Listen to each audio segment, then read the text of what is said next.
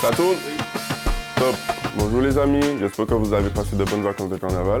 Alors vous allez me retrouver à partir d'aujourd'hui et cela une fois par mois dans ma toute nouvelle émission.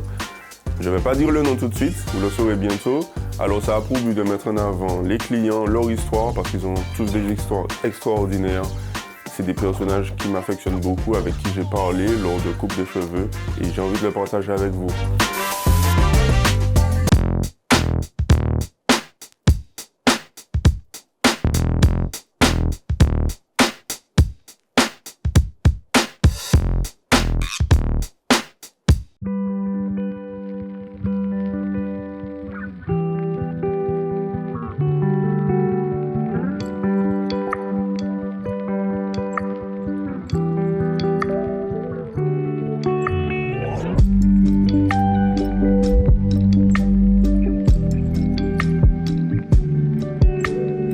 Salut Samuel, alors Salut. Ça va? Au top du top. Bienvenue sur mon siège, moi ça va, Merci tranquillement. beaucoup. Alors voilà, les amis, ils nous retrouvent pour la première émission.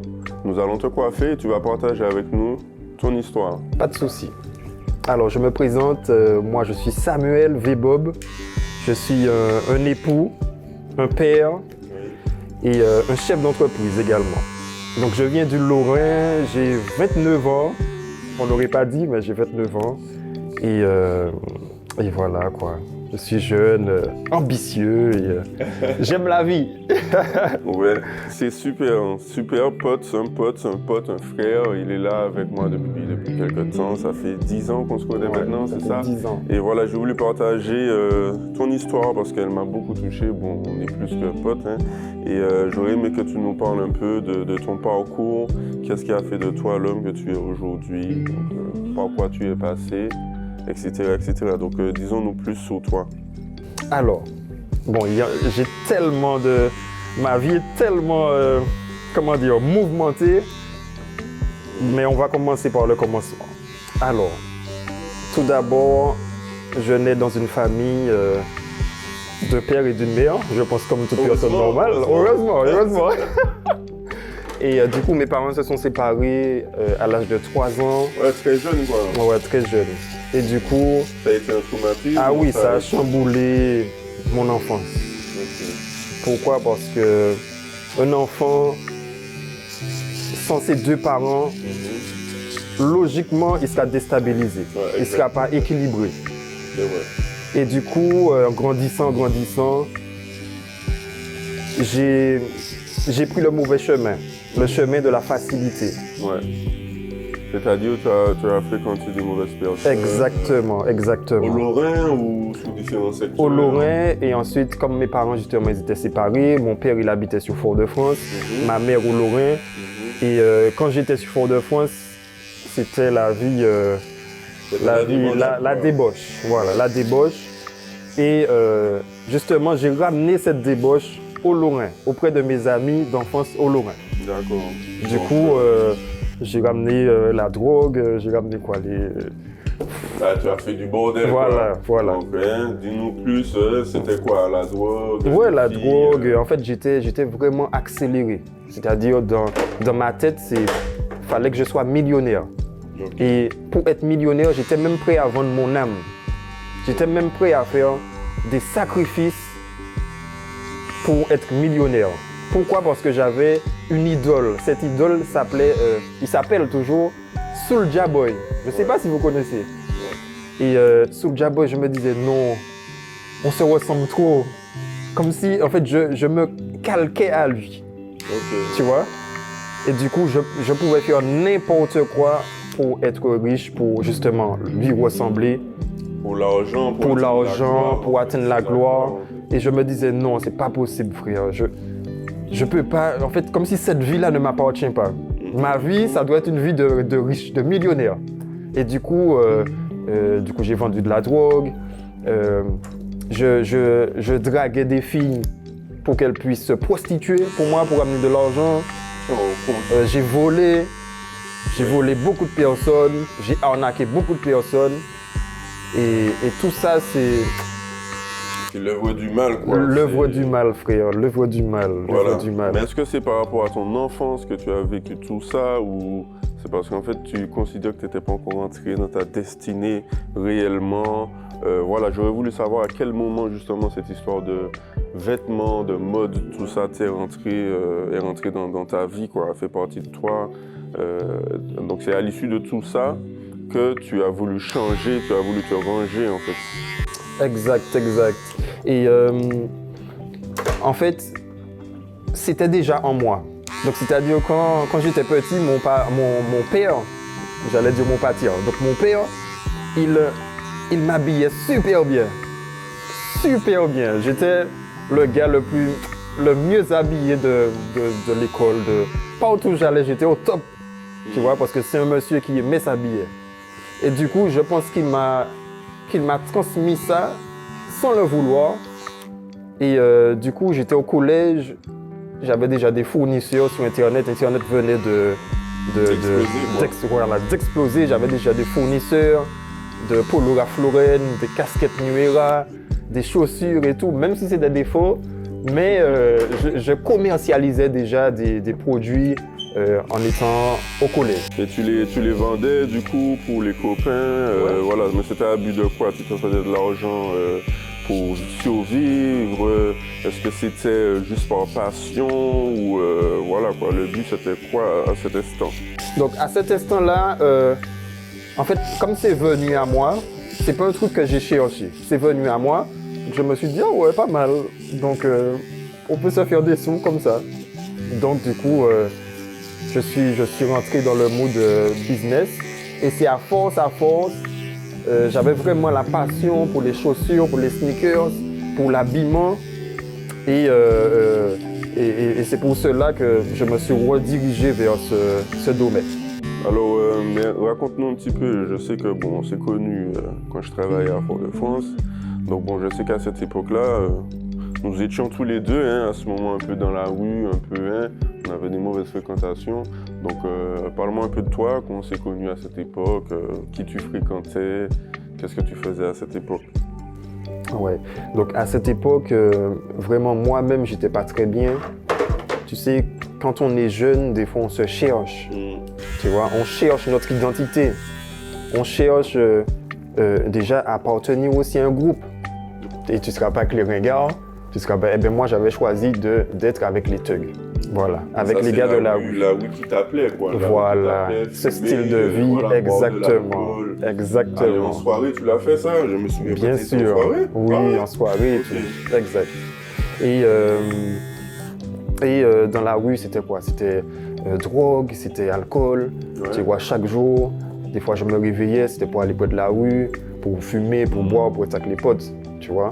Alors que ça a rongé toute ma jeunesse, enfin une bonne partie en tout cas de ma jeunesse. Au final, tu as perdu du temps. En fait, ah ouais. Que tu as perdu du temps. J'ai perdu énormément de temps, énormément de temps. Et du coup, justement, en fréquentant ce milieu, à force de fumer, tu deviens addict, tu vois. Il me fallait de la drogue matin au réveil, midi pour manger et soir pour dormir. Ouais. Tu vois, je ne pouvais pas sortir, genre aller à la plage sans ma bœuf, tu vois. J'étais mal. Quoi. Exact. Mais dis-moi, comment tu es sorti de cette mauvaise passe? Du coup, sincèrement, il y avait un désir en moi il y avait quelque chose en moi qui me disait d'arrêter ça, que c'est pas bon. Et je pense comme tous les fumeurs, il y a un truc qui nous dit arrête ça, c'est pas bon. Mais on n'y arrive pas. Et du coup, je me donnais des challenges. Je me disais aujourd'hui, c'est la dernière fois que tu fumes. Voilà, c'est mon dernier bédo. Tu vois? Et du coup, le dernier bédo, machin, je suis bien. Et puis frère, le lendemain, un combat intérieur en moi, tu vois, qui me dit mais non, vas-y, prends un autre truc. Et il y a un truc qui me dit à l'intérieur, non, ne prends pas, tu vois. Et du coup, ça m'énervait. Moi-même, j'étais fâché contre moi-même, tu vois, parce que j'arrivais pas à tenir ma promesse pour moi-même, tu vois. Ouais. Et du coup, c'est là que j'ai commencé à lever mes yeux vers le ciel et j'ai vraiment demandé au Seigneur de l'aide pour qu'il puisse m'aider d'arrêter. Je lui ai dit franchement que je n'arrive pas. Je n'arrive pas, c'est un truc qui est plus fort que moi et de m'aider, quoi. Mais je pense que tout homme passe par là et moi j'aimerais te dire que l'homme que tu es devenu aujourd'hui, Justement, parle-nous un peu de ça. Qu'est-ce qui s'est passé? Quel a été le tournant réel? Est-ce que c'est la mode qui t'a relevé? Est-ce que c'est Dieu? Tu vois, l'un dans l'autre, ça a donné l'homme que tu es aujourd'hui, un père, hein, un entrepreneur. Donc, raconte-nous maintenant cette partie de ta vie. Donc moi, je vais plus dire que c'est vraiment Dieu. C'est vraiment Dieu qui m'a sorti de ce trou. Tu vois, parce que par moi-même, j'y arrivais pas. Tu vois, il y a beaucoup de personnes qui disent « Moi, j'arrête de fumer quand je veux. » Ouais, ça c'est facile. Ouais, tu vois. Et là, c'est vraiment quand j'ai crié à Dieu, frère. Je te dis, j'ai commencé à lire la Bible. J'avais mon joint dans ma bouche. Je lisais la Bible comme ça. Ouais. Pendant au moins une semaine, tous les soirs, je suis là dans ma Bible, frère. Même ma femme, mon épouse, qui est mon épouse maintenant, elle me disait, tu sais, la Bible rend fou. Mais frère, j'entendais rien. Moi, j'étais dans la Bible. Pourquoi? Parce que j'avais une soif déjà de sortir de ça et une soif de connaître Dieu. Ouais. Et du coup, le Seigneur, en une semaine, il m'a délivré de ça. T'as délivré de la fumance. Exactement. En fait. Et depuis ça, je ne fume plus. Je ne fume plus, mon frère. J'ai un dégoût. J'ai aussi un dégoût pour ça. Ouais, mais je me souviens à cette époque, ouais, tu venais chez moi, on discutait beaucoup de ça, de Dieu, de la fumette, et tu me disais déjà d'arrêter de fumer, d'essayer de sortir dedans. Bon, je t'avouerai, j'ai pris un peu plus de temps pour y sortir, c'était très compliqué, mais quand j'ai vu ton évolution, franchement, frérot, ça m'a fait beaucoup, beaucoup de bien, et je me suis dit que s'il y arrive, en connaissant son parcours, c'est possible pour moi et c'est possible pour tout le monde. Oui, donc voilà, tu es l'exemple pour moi. Donc après, comment t'es venue l'idée de fonder Stylish Paris aujourd'hui, par quoi tu es passé, etc. Donc j'aimerais que tu dises, que tu me dises en fait, par quoi tu es passé. Ok, alors déjà, Stylish Paris, ça vient de très loin, tu vois. Parce que tu te rappelles, ça fait des années où j'avais décidé de lancer ma marque qui s'appelait Very Stylish. Ouais. À l'époque, je me souviens. Et on organisait des petits shootings à la plage, des trucs comme ça. Des petits shootings maison, je me souviens. Exact. Donc c'est vraiment quelque chose pour moi de normal. Et comme je t'ai dit tout à l'heure, là, c'est inné en fait. C'est pas un truc que j'ai cherché, je me suis concentré, non, je vais faire ça. C'était déjà en moi.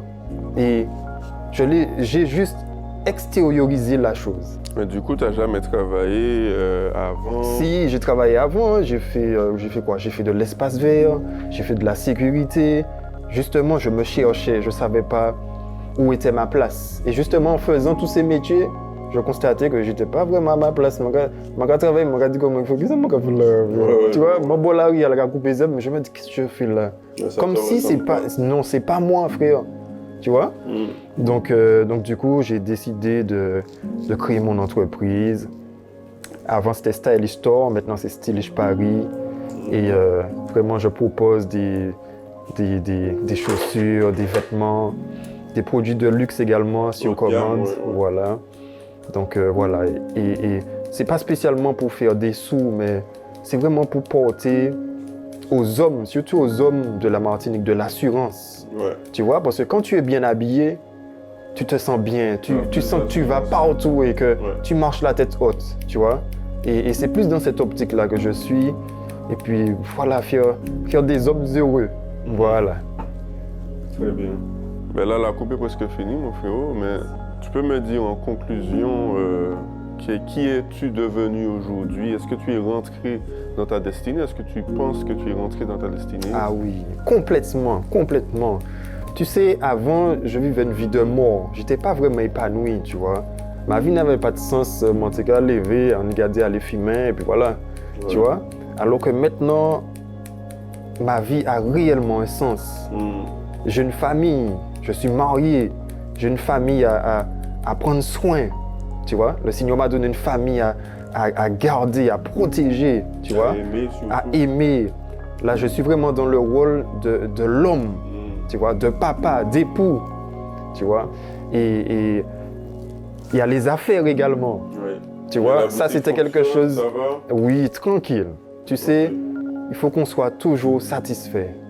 Il y a merci Seigneur, il n'y a pas merci également. Tu vois, il faut qu'on garde notre joie, notre paix et tout ira bien. D'accord. Alors, est-ce que tu as quelque chose à dire pour les gens qui nous regardent aujourd'hui? Donc, est-ce que tu as un conseil à donner? Ouais. Alors, pour conclure, j'aimerais dire à la personne qui me regarde de persévérer. Parce que la vie, c'est ça, c'est persévérer chaque jour. Jackie, toi-même, tu le sais, j'avais même envie d'abandonner cette histoire de création d'entreprise, machin. Ouais. Il faut qu'on fonctionne par la foi. Si tu mets Dieu dans tout ce que tu entreprends, tu vas réussir. D'accord? Donc persévère. Et toi, jeune, qui te laisse influencer par les stars, par toutes choses mauvaises, négatives, attention. Ne te laisse pas influencer par les mauvaises choses. Car les mauvaises choses vont te faire rater ta destinée. Ouais. Tu as une destinée. Dieu a mis quelque chose en toi. Il a mis un projet. Il t'a mis quelque chose à cœur. Sûr. Persévère. Et la foi. Et ne regarde pas les autres. Ce que les autres font, ça c'est leur problème. Concentre-toi sur toi. Chacun sa vie. Chacun sa destinée. Allez, courage. Merci pour ton témoignage, Samuel. Maintenant, nous allons montrer ta superbe coupe. Ah, frère. Comme d'hab. Frère, Au top. merci Samuel pour ce témoignage. On te remercie pour ta venue sur mon siège. N'hésitez pas à vous abonner, à liker et à partager, s'il vous plaît. Et on se retrouve le mois prochain avec un nouvel invité sur mon siège. Merci. Tchuss.